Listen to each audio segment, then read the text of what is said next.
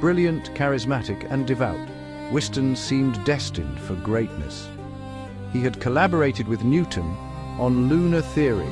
His lectures packed the halls.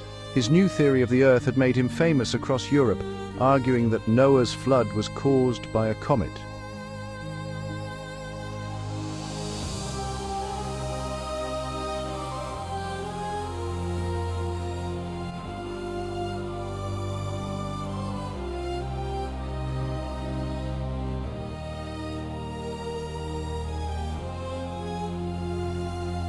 But William Whiston had a problem.